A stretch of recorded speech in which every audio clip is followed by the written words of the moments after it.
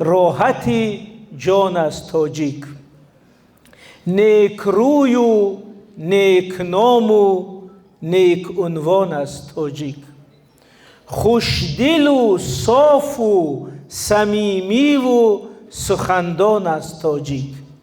یک چمن سه برگه و یک پاره ایمان است تاجیک.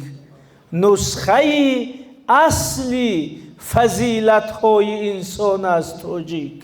مهربان و قدردان و راحتی جان است تاجیک. مادرای خود، پدران خود، بیبیهای خود، باباهای خود، فرزندان خوب خود که چقدر با هم دیگر مهربانند، همسایه های خود پیش رو بیاریم و همین سیمای این خلق بزرگ را تصور کنیم. خنده های کودکان پختسبش نور دارد، در نگاه دلبران دلفریبش نور دارد.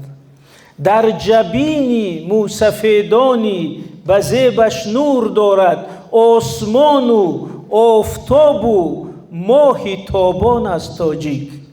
مهربان و قدردان و راحت جان است تاجیک.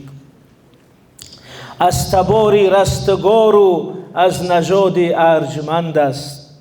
خیطه ننگش بزرگ و مرز ناموسش بلند است. در وجودش کان پند و در زبانش کان قند است.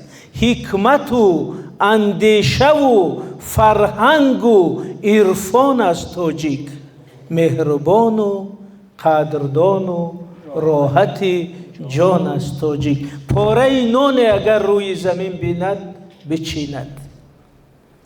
پاره نان اگر روی زمین بیند بچیند. این مادرای شما، مادرای ما.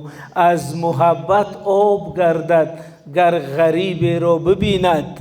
در بری همسایه بیمار چون مادر نشیند. بهترین تفسیر معنی مسلمان است تاجیک. مهربان و قدردان و راحت جان است تاجیک.